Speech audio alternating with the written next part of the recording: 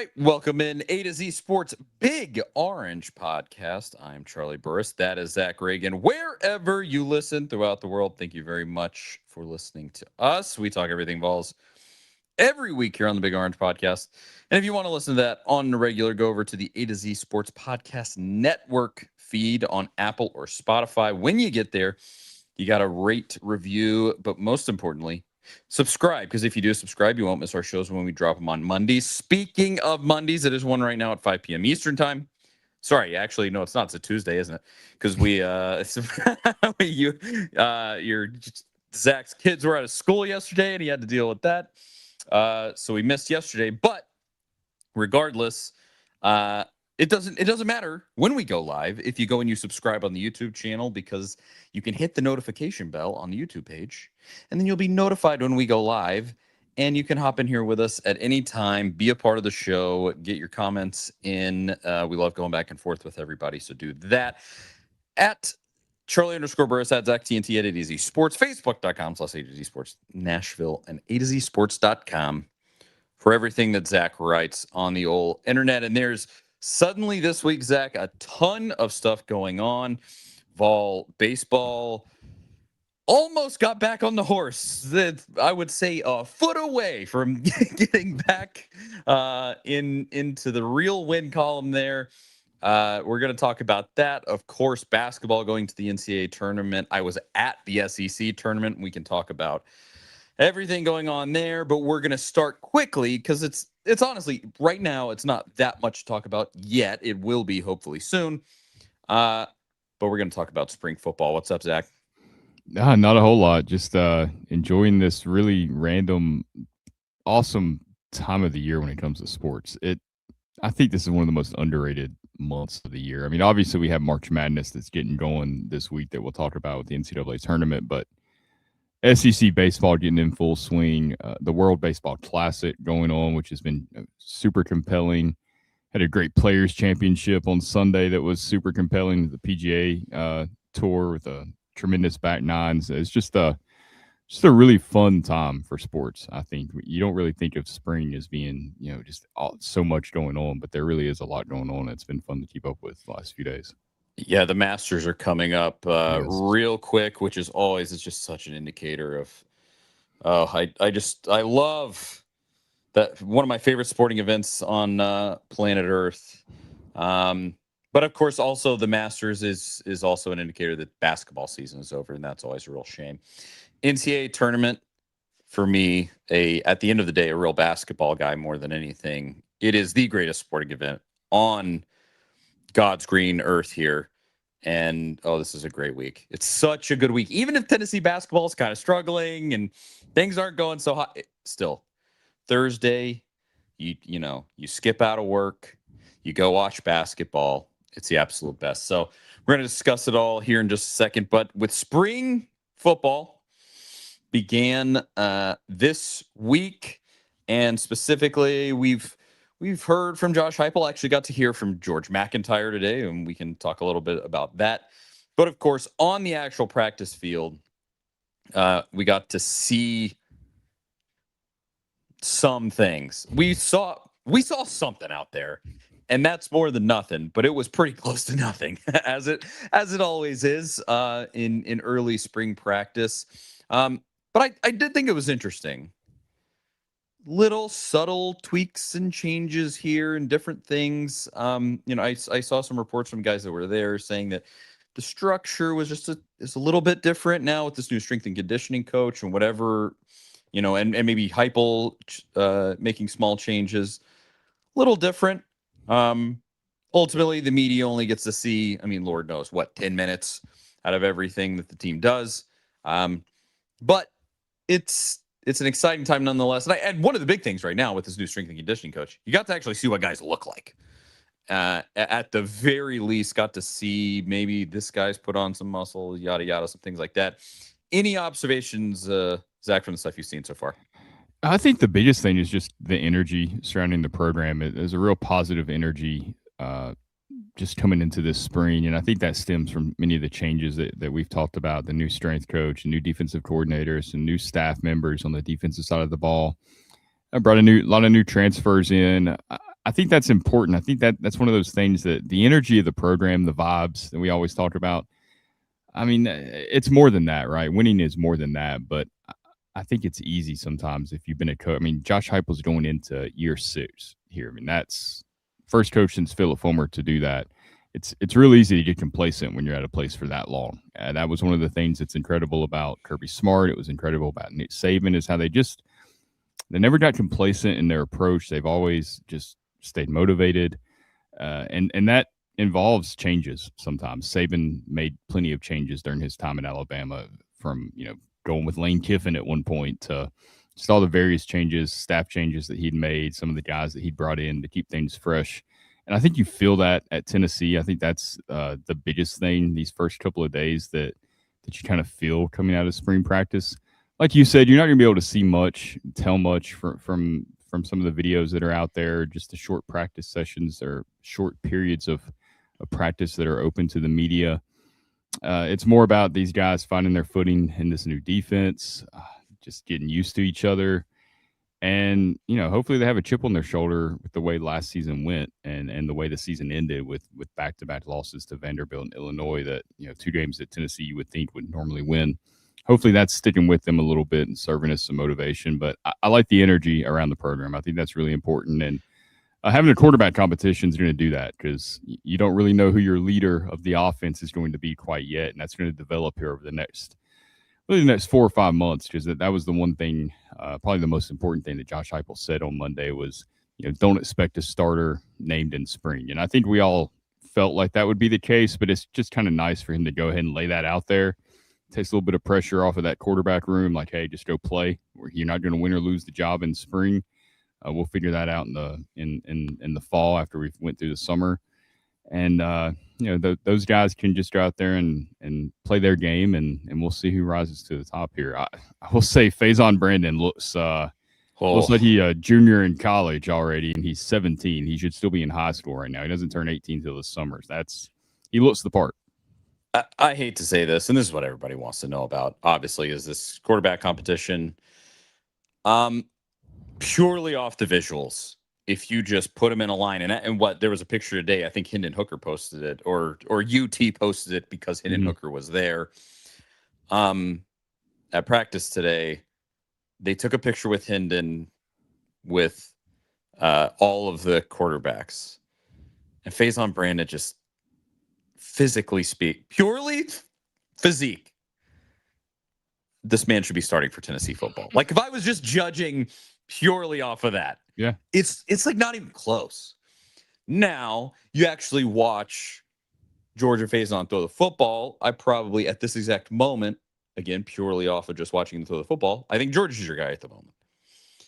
Faison can get there, but yeah, I mean, if we're just talking purely physical, like he does not have that worry that George McIntyre has of this, like, oh, I don't know if he has the physicality.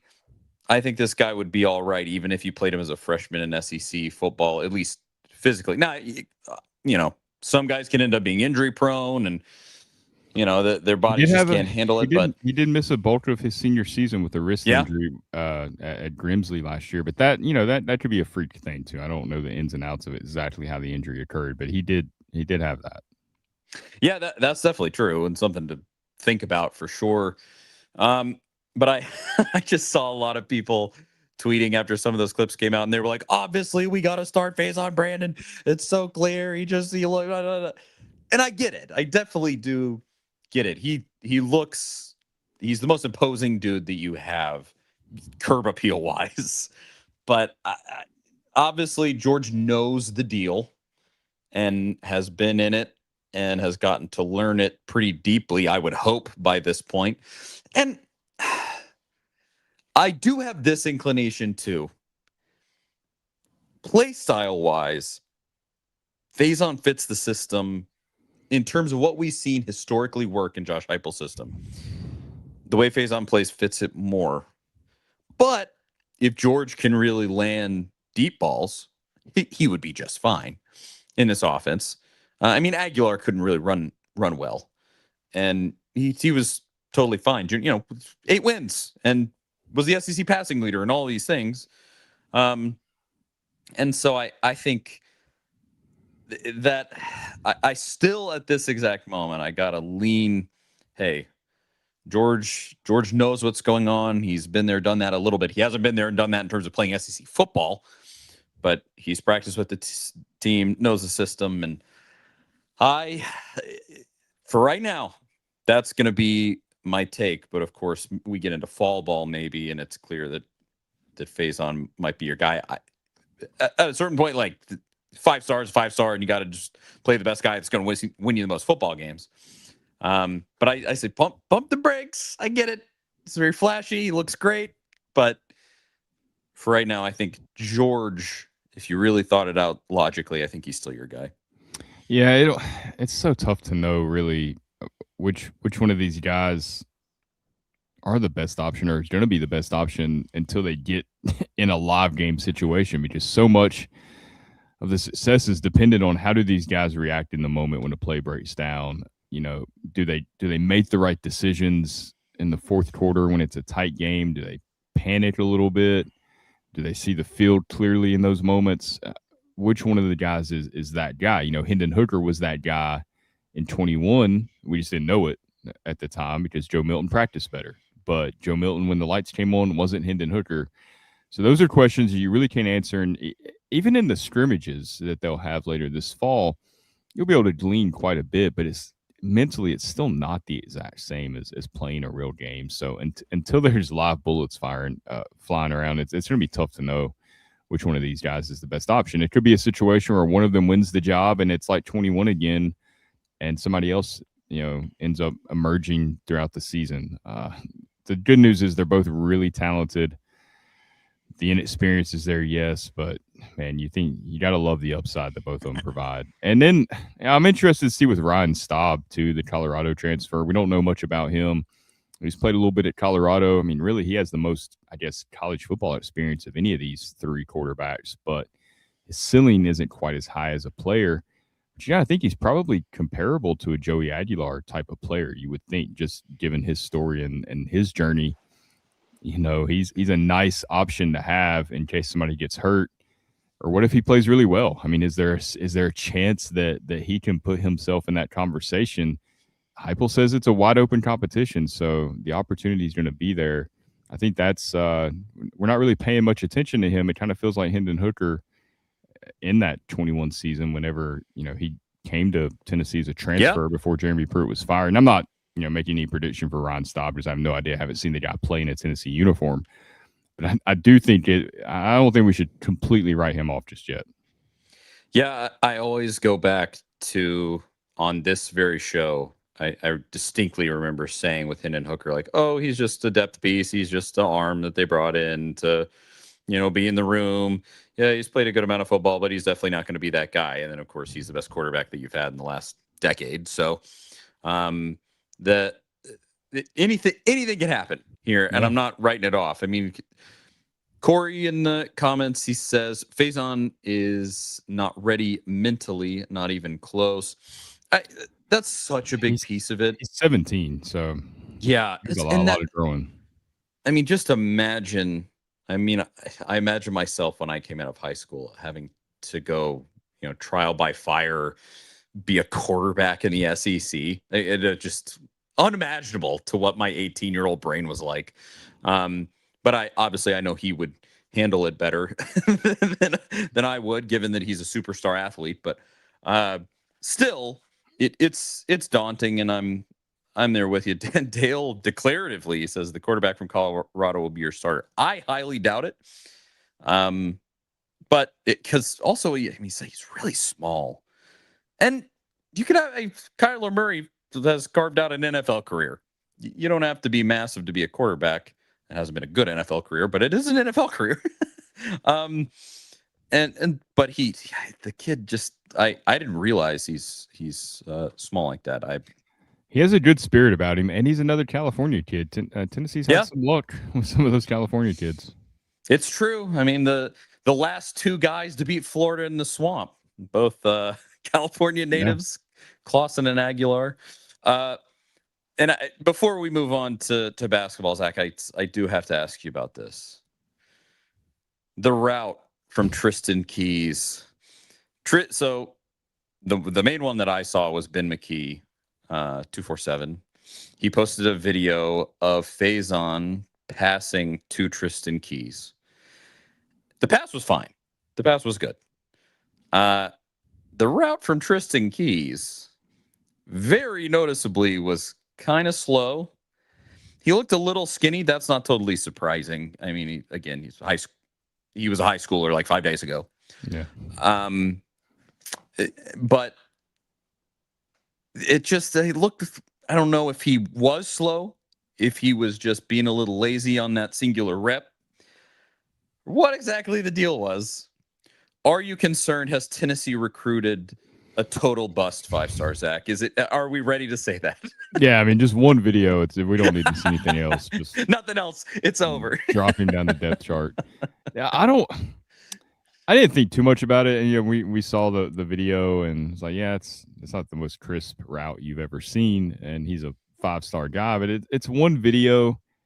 His high school highlights were amazing. I mean, we saw highlight catches from him all the time, and LSU wanted him under Brian Kelly. And Kiffin tried to flip him once he got the job because he's from down in Mississippi, not far from Louisiana. A lot of big time programs went after this kid. He was highly rated for a reason. I'm not going to get too up in arms over one video. I did think it was interesting that former Tennessee wide receiver Josh Smith chimed in on it and had some of the same take on it that some of the comments we saw from fans of.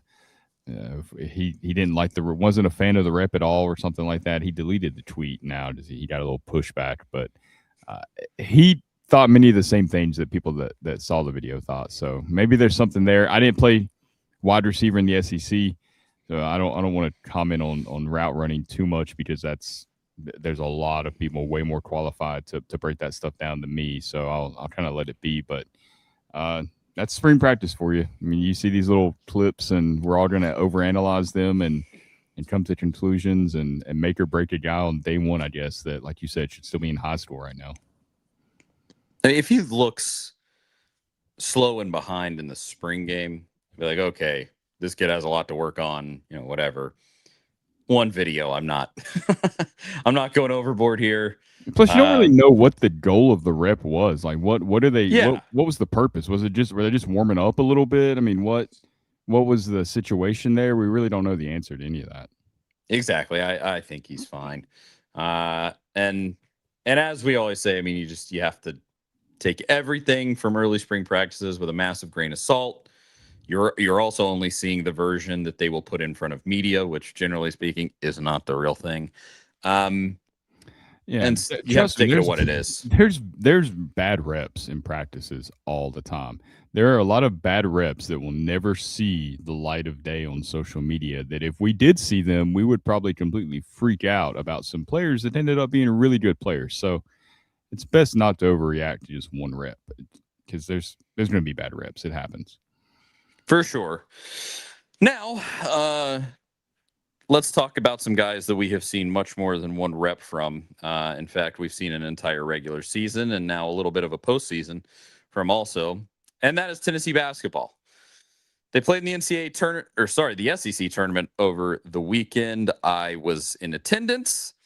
Auburn game, very fun, great game.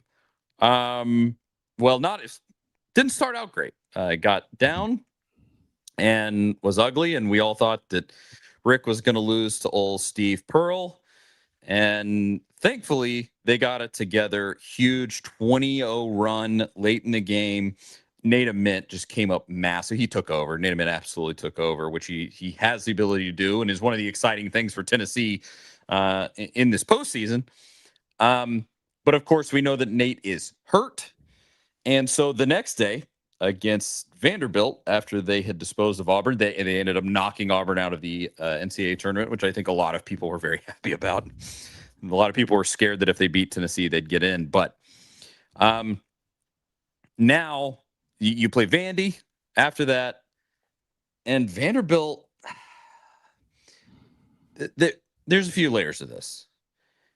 They clearly had used Nate up to his extent, and they didn't play him as much as they would have normally. When he played, he was way off. He was like 1 for 13, didn't look himself, looked tired, looked sluggish, looked like he had just been injured for a few weeks and was coming back from injury, perhaps. And then just everybody else. Jalen Carey can't make a layup. He's unplayable. Like, I think the only reason that he's playing is because Cade Phillips is hurt. Like, that's purely the only reason that Jalen Carey is playing. If Cade Phillips is on this basketball team, I don't think Jalen Carey sees the floor right now. And that's tough in a game against his former team. Everybody is talking trash, all of these things. He went to Vandy and won, but then the last 2 games, he's done absolutely just could not be more of a no-show. Moving beyond him, Gillespie, fine. It's not enough. Bishop Boswell, this was probably the most painful piece of this entire game to me. He got roasted to high heaven by Duke Miles, Tyler Tanner. I mean, those guys couldn't be stopped. And they found a different gear that they took all the way to the SEC championship game. I was at the Florida Vandy game the very next day. Very impressive performances from both of those guys to just whip Florida. They beat Florida way worse than they beat Tennessee. It was really crazy. But as far as Tennessee goes in that game against Vandy, I mean, it's the best basketball I've seen Vandy play in 20 years. Congratulations to Mark Byington. I mean, he's really put together a nice squad. They are built completely on the backcourt. And they just ran circles around Tennessee. I mean, it was absolutely crazy. And I don't know where it leaves us for the tournament. I guess if you want to give your quick take on the SEC tournament first, Zach, before we talk about the big one, what'd you think? I mean, I think it really comes down to Nate Ament and his health. Playing back-to-back like that after you've been injured and high ankle sprains, we know how tough those are to return from. It's not a surprise that was how it went for him against Vanderbilt. Just, it's tough when you're trying to play him and he's not at his best. It just messes the flow of everything up. And you still were in that game pretty much until the end. If Nate Ament's healthy, who knows what happens? Maybe you win that game. I think there's a pretty good chance that you do. So I don't look at that loss as like, this is gonna impact how I feel about them for the NCAA tournament. But at the same time, I still feel the same way about them as I did before the SEC tournament, that this is a team that can rattle off a few wins in a row if they play at their best, but they're always just in danger of blowing a big lead or just falling apart at any moment. Like I just don't know if they're going to be able to overcome that, if they have the pieces beyond Ament to be able to put it all together and play confidently and play the way they need to. The extra time off is going to help Nate Ament. I mean, he played, he's going to have a whole week off, I guess, because they play Friday. Yep. Against the winner of Miami and was it Wright State? But that'll help. But then you still got, I mean, you win Friday, you still got to turn around and play a tough game on Sunday to advance to the Sweet 16, but likely against Virginia. That's going to be a big ask as well for Nate Ament. So I don't take away much from that loss to Vandy. I just don't, just because of the situation. That wasn't the full strength Tennessee team. If anything, it made me feel maybe a little bit better about them because they were in that game without Nate Ament being at 100%, I guess, especially with what they did to Florida the next day. But outside of that, I don't take much from it. I mean, I look at it like this. I'm looking at the box score. You were 4 of 17 from 3, 24%. If you go 6 of 17 from there, and then, if I'm thinking about this right, 6 of 17 from there, and then just make 3 more free throws, which free throws in that game were an abomination. 16 of 26, 62% from the free throw line. Jalen Carey missed 5. Oh, sorry. 0 for 4. He missed. Oh, sorry. My bad. I don't want to disparage his name there. 0 for 4.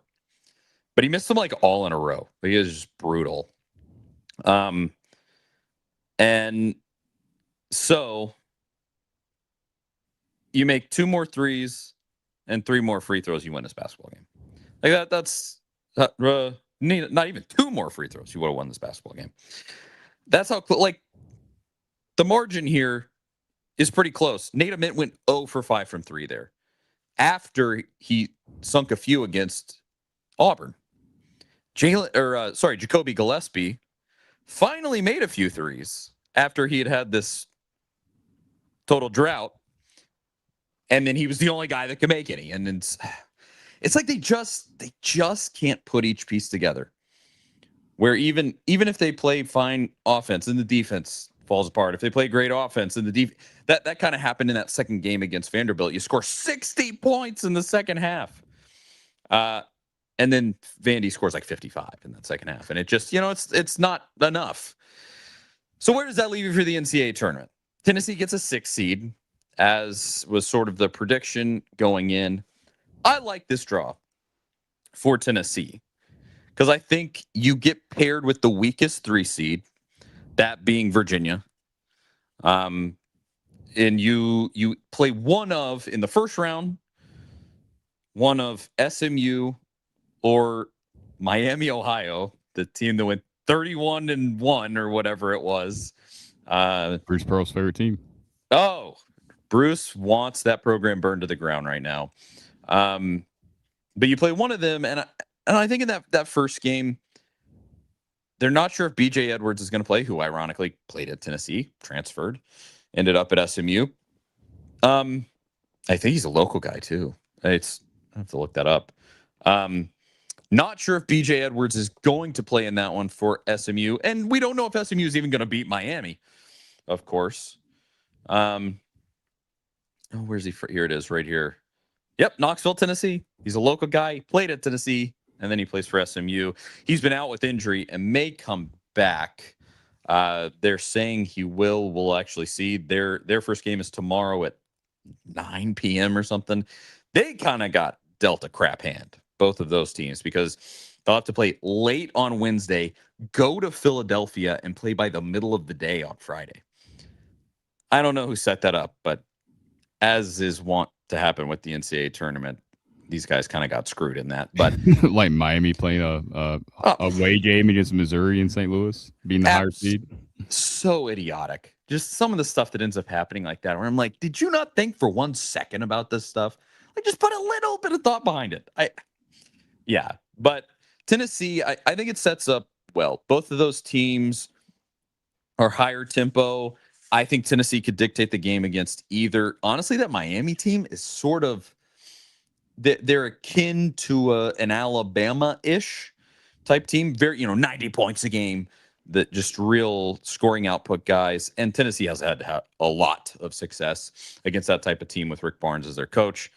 So you win that first game. Ideally, I think you could definitely lose it. It's for sure losable, without a doubt. But you should win it. Then that Virginia game, if they beat Wright State, you never know. Weird stuff can happen. When was the year Tennessee was supposed to play Duke and Mercer beat Duke? Wasn't that the Sweet 16 year with Conzo Martin?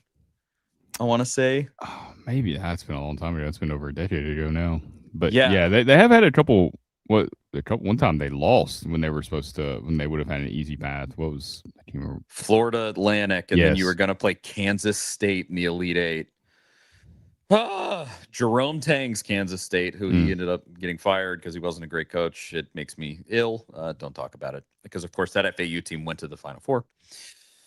Oh boy. But this one, Virginia in that round, if you play a great game, if Nate can come healthy and really bring it, winnable game there. As I said, probably the weakest 3 seed between Illinois, who's already beat your head in earlier this season.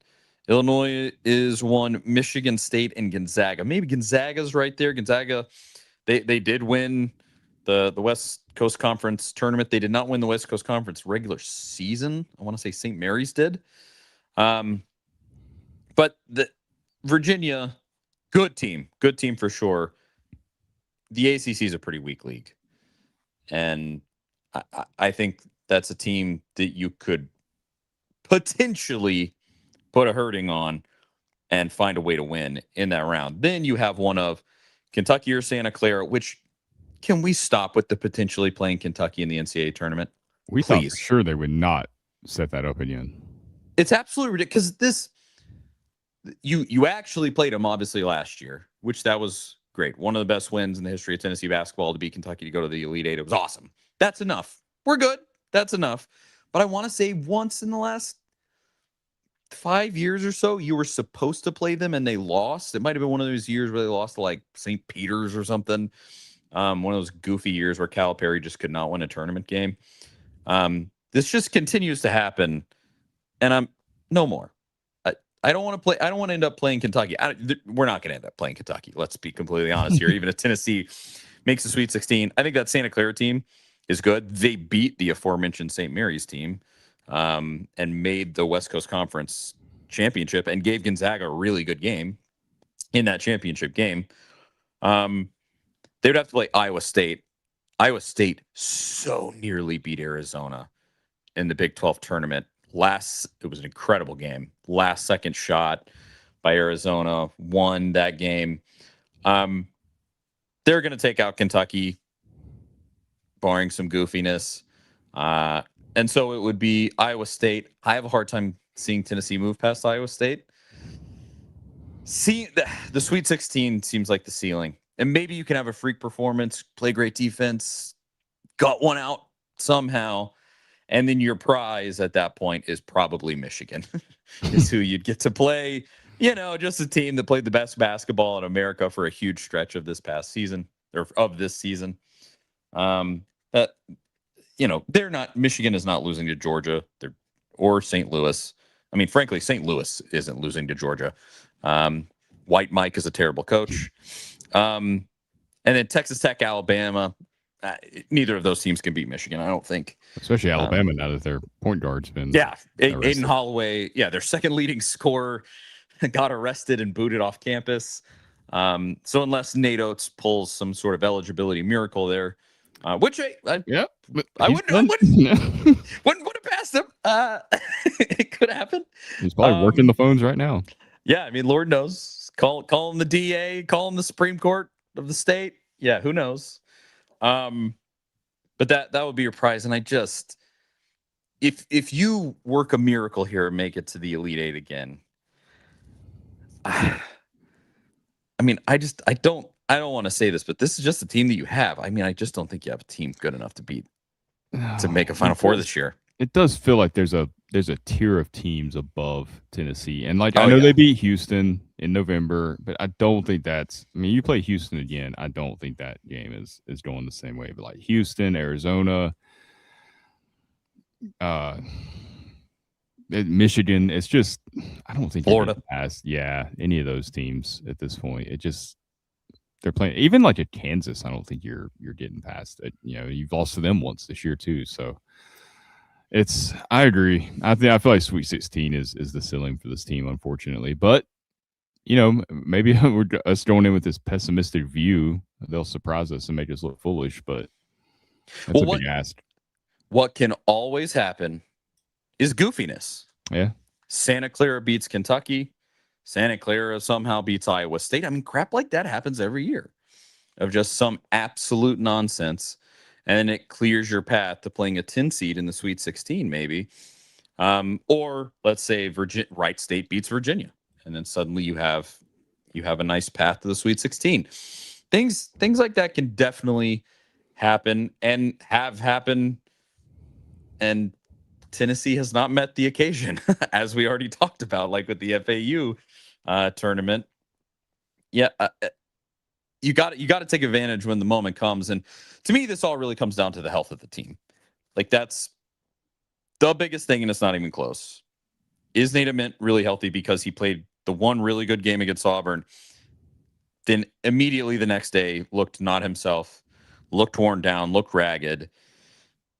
You don't have to play back-to-back days in this tournament, but you do have to play one day, skip a day, and then you have to play, Friday, Sunday.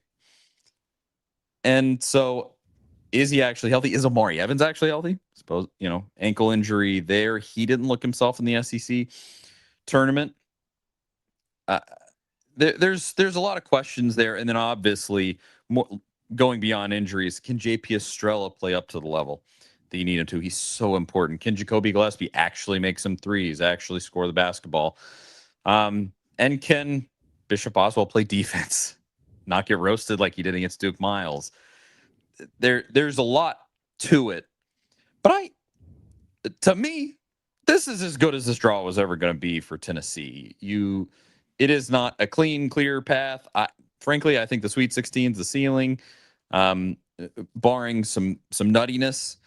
But you do have a chance to make a little run here, and beating Virginia would be awesome. It would be sort of akin to, what was it, 3 years ago when you beat Duke, and you got to look back and you say, we only made the Sweet 16, but we got to beat the heck out of Duke, and that was an awesome game, and it was a lot of fun.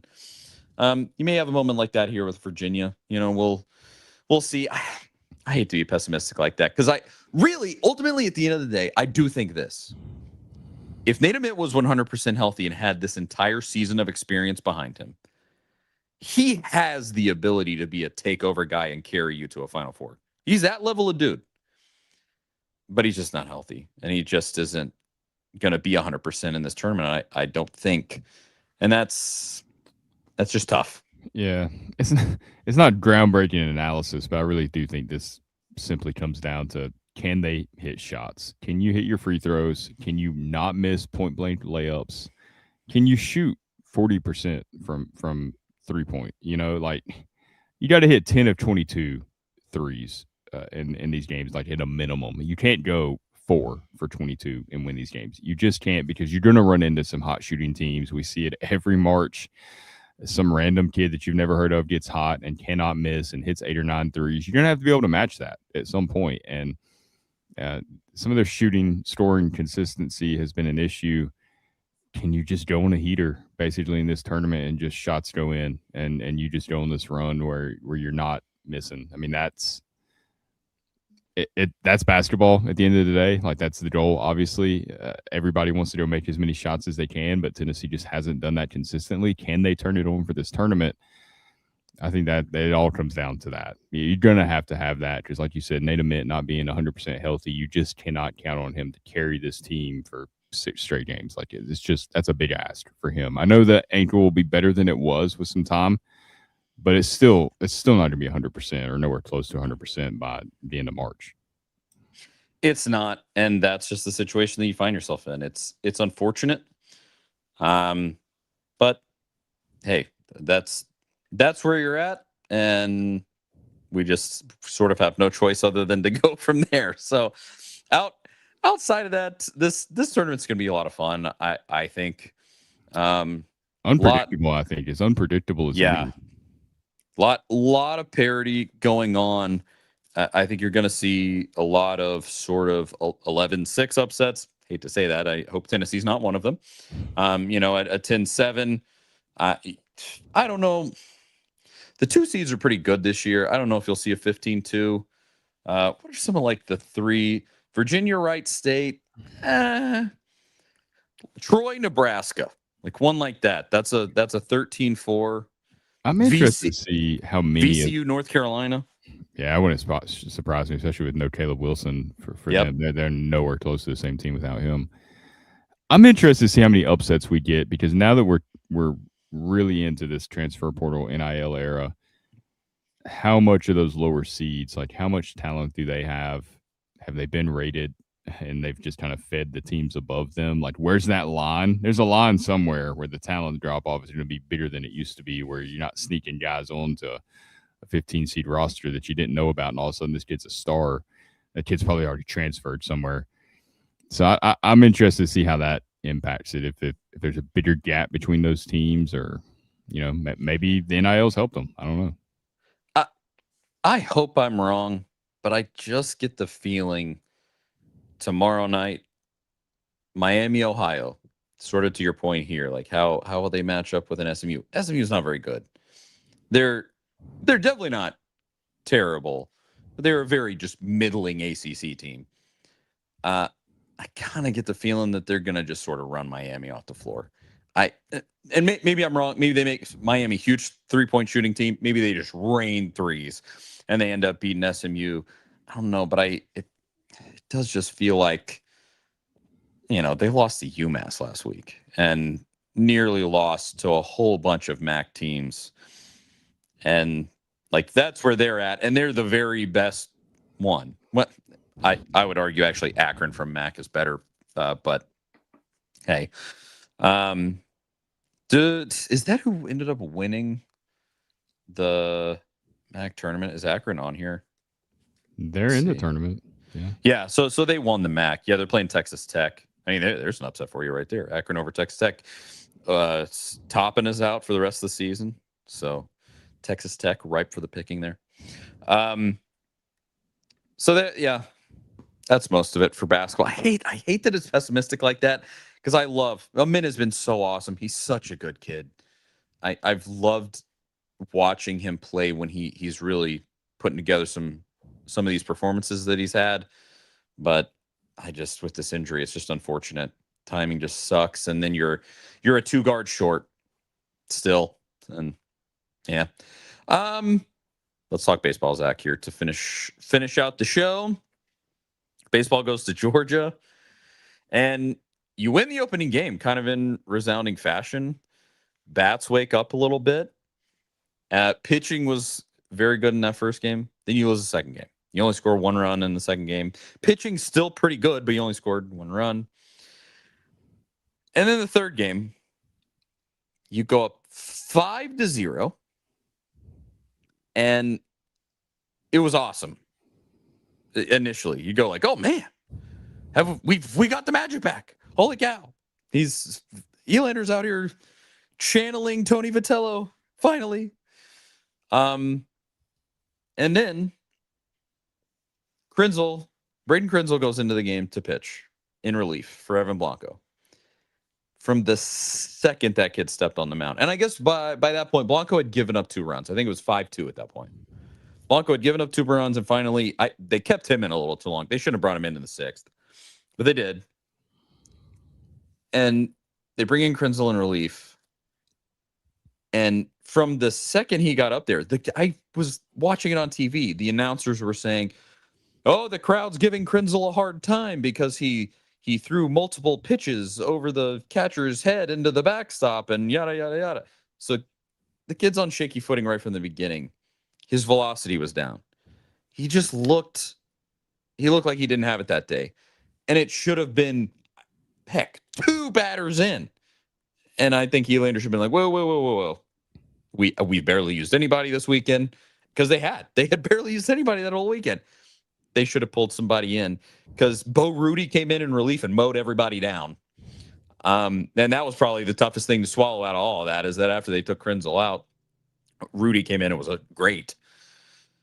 And so they end up just ripping off a huge inning. They go up 8-5.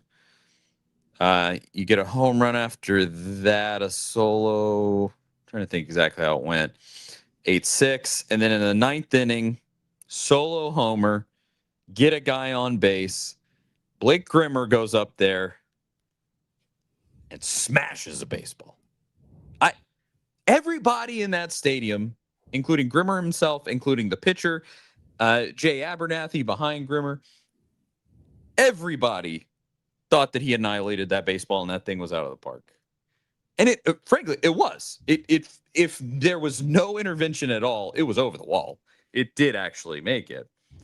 But it was so close, the Georgia player was able to go up and catch the ball, save the game for them. It ended the game. It was down to Tennessee's final out.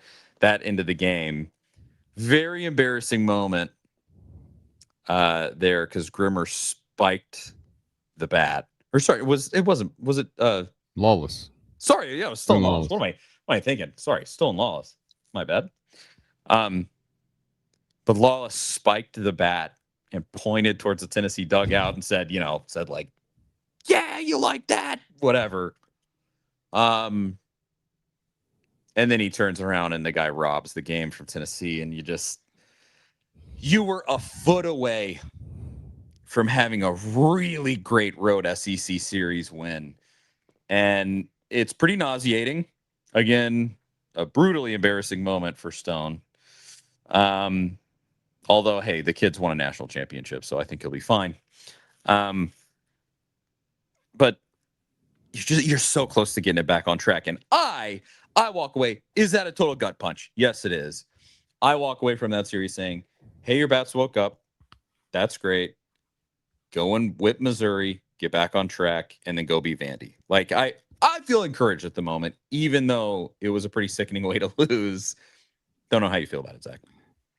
I feel encouraged as well. I mean, the results are what they are. That's what we celebrate. That's what we analyze. That's what ultimately matters at the end of the day is you lost the series. So, it didn't go the way they wanted it to go, didn't go the way we wanted it to go.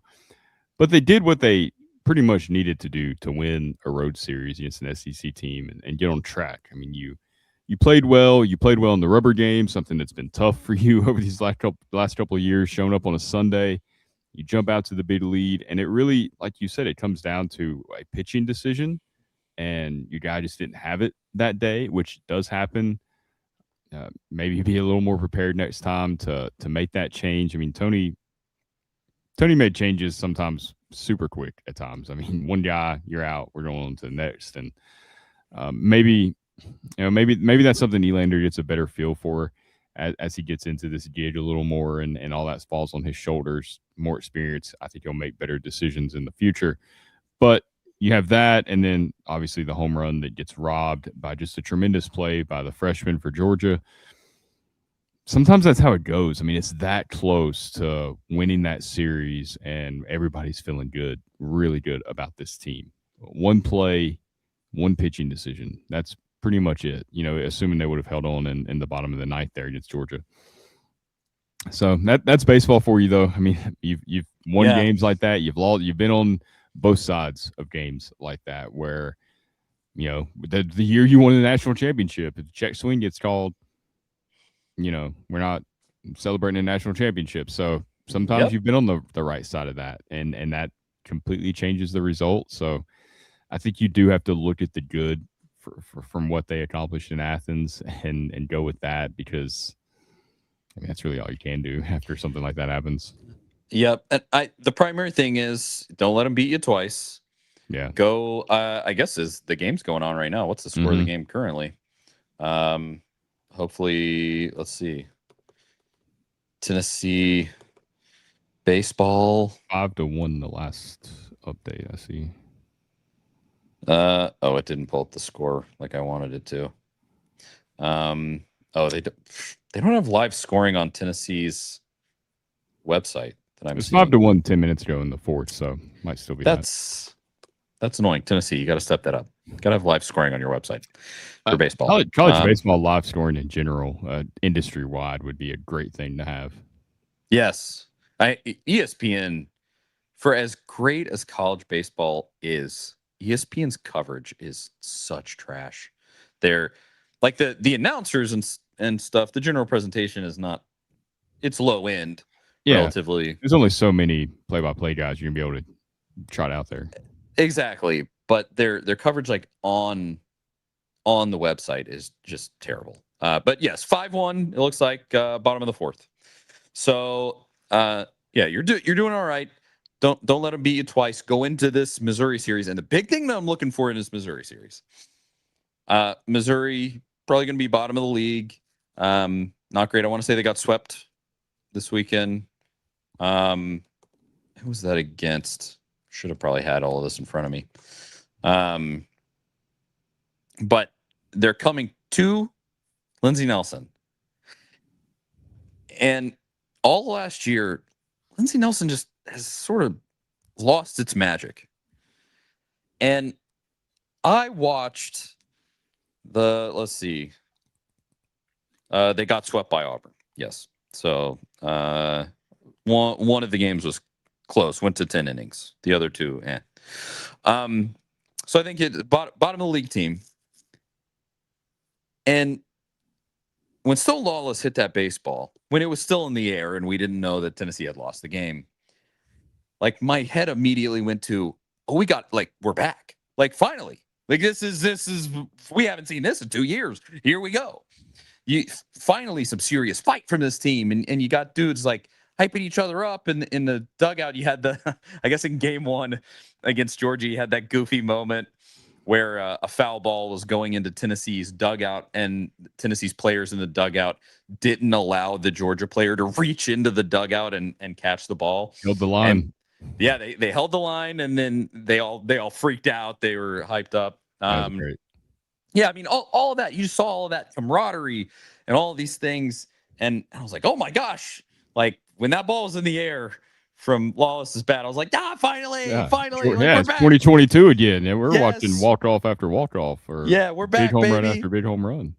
And obviously, you got that snatched from you, but you have an opportunity here with a lesser team in the league to go in and kind of wipe the floor with them and hopefully get that Lindsey Nelson magic back for one thing, because you just, especially at the end of last season, you played worse at home. It made no sense.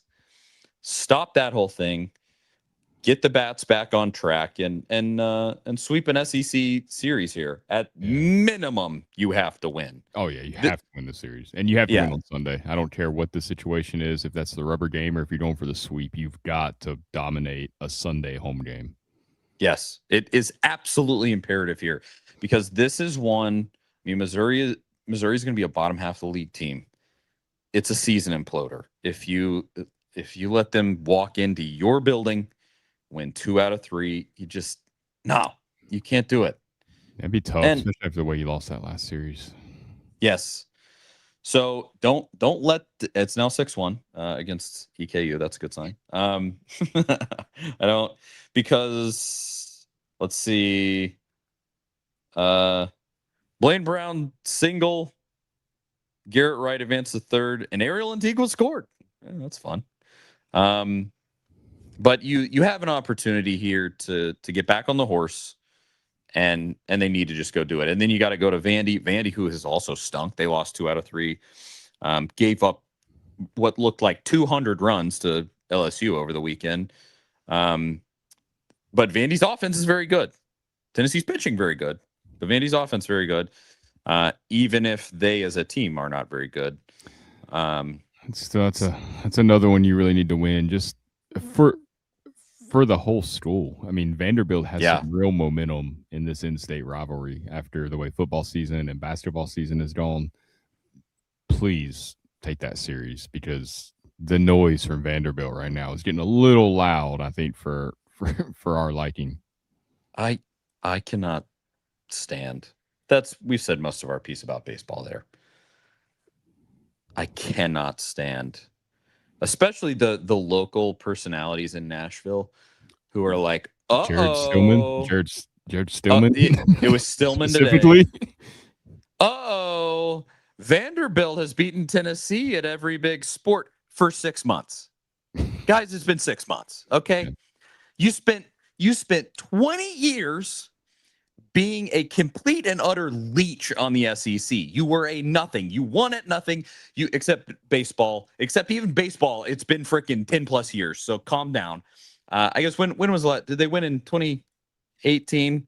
Was it like the Kumar Rocker years, maybe? Somewhere in there, lighter. Whenever that was. So maybe like 7-8 years. Still, it's been a while. You were a complete leech on this league for all of that time, except for that little run in baseball. You don't make money. You don't command your own market. You're not the top team in your own city. And finally, I'll say what the take should be is that, wow, Vanderbilt is finally actually pulling their weight. They're finally actually serious. And I will give them that 100%, because for the last 20 years, I haven't thought about Vanderbilt. Like, Vanderbilt was just like, oh, that's an auto win at the end of the football season. Like, it's not been something that's consequential. And there were a couple of years there with James Franklin where Tennessee had Derek Dooley was it Butch as a coach, whoever. Both. Yeah, it crossed over both guys. There was a couple of years there or whatever. This is as holistically good as Vanderbilt has been probably ever in my lifetime, frankly. But you're going to have to do it for a little bit longer than 6 months. Thank you for finally showing up and pulling your weight. But it's going to take a little bit longer than one football season and one basketball season. Let's chill. Your baseball team still isn't looking so hot. So, that whole take bugs me. Oh, Vanderbilt's taking over. No, they're not. They're not doing. Nope. Stop. Let me stop you right there. And tell you it's just about time that they actually showed up and spent some money and were actually serious, and they weren't just there. This entire time they've been the walk on at the end of the bench that raises the GPA of the team. That's all they've been. That's all they've been for all this time. And finally they're like, oh, look, the walk on's in the game. He's actually contributing. Look at him. That's what's happening. Okay. So gonna need to see it for a little bit longer than 6 months. But yeah. And anyway, without Diego Pavia. Yes. Yeah. If Clark Lee can keep it going, they got that 5-star kid. Yeah. I still can't believe that kid didn't end up at Georgia. That, to me, that almost is a red flag that he went to Vandy. I'm sorry. It just how much money you think they gave him? $8 million? I mean, it's got to be astronomical. I'm sure it was high because Georgia's not. I mean, Georgia's in the NIL space, right? I mean, they're going to pay the guys they want to pay, but they're not going to get in a bidding war to get a guy from Vanderbilt. They're just going to let him. No. And Tennessee operates a lot like that too. And I think you kind of have to, because otherwise this stuff gets way out of hand. Tennessee wasn't going to pay Sam Levitt the $6.5 million that he got from LSU when they were already paying Faison and George. That's why they're going to do it. Plus, there's this injury history. Some schools are willing to go all out and do that. There's some risk to that, and paying that Curtis, however much you're paying him, if it is $5-6 million, something crazy for a true freshman, that's a big risk because he may be highly touted, he may be highly rated, but you do not know what he's going to be until the SEC games start, and you're going to be counting on him as a true freshman. And we've talked about it a ton this offseason, just the Tennessee situation. That's a big risk. I mean, good luck to him. It is hard to believe because if you're Jared Curtis, he's from Nashville, which is one thing. He's older. I think he's like a reclassed guy, so he's like a year older. I think like he's not as young as he's on, so maybe that helps, but still, maybe. But I mean, you are by going to Vanderbilt, you're completely forfeiting the ability to ever win a national championship in your college career. Like your Vanderbilt will not do that. Vandy fans, if you watch the show, you can go ahead, you can clip this, you can do whatever you want to do. You will not win a national championship. You're not Indiana. You're not going to do it. Indiana, at least, what does their stadium probably seat? Like 50,000 people. And it's not gonna happen for Vanderbilt. And so you're just like giving that up. And I would say, I hope you got a fat paycheck because if not, that's tough. I think that's it. I've been seeing that stuff with Vandy. That 100% you're correct. And it pisses me off to my core that Tennessee is losing to Vanderbilt in all of these sports. I tweeted about it when Tennessee lost to Vanderbilt in the SEC tournament. My tweet was, Tennessee might lose to Vandy in every consequential sport, but hey, at least Danny White's a great fundraiser. That's what really counts, is that the revenue keeps going up. It's not going into any of our pockets, and Tennessee's not winning at any of these sports.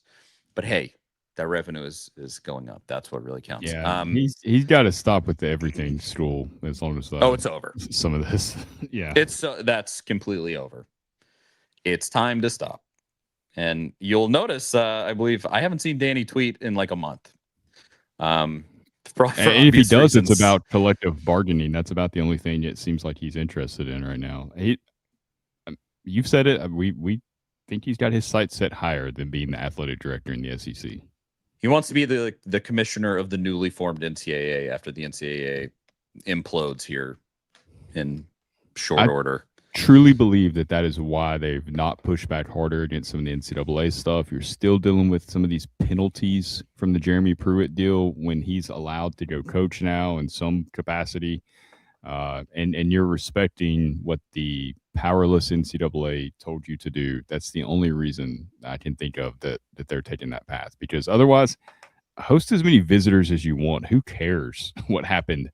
Literally over 6 years ago now that happened. The world of college sports has changed so much. It's ridiculous that Danny White's making them adhere to that stuff. Yeah, it's absolutely ridiculous. I've spoken my piece on that. Super dumb that they give that even the time of day, but wouldn't expect anything less from old Daniel Dollars. I hope he's happy. Charlie Burris, Zach Reagan, thank you to everybody for tuning in. That's another show for us. We will be back hopefully with more real stuff to talk about from spring practice next week. And obviously, what I'm really hoping for, come on, boys. What I'm really hoping for is that we'll be able to talk about Tennessee making it to the Sweet 16. So I'm saying my prayers there. And we'll find out soon enough. There you go. Go Vols, everybody. Thanks for tuning in. Couldn't do the show without you. Say it every week, mean it every week. And we will talk to y'all. Hold on. Got to get my page open here, Zach. 1 second. It's thinking. And we will talk to y'all next week. See you guys later.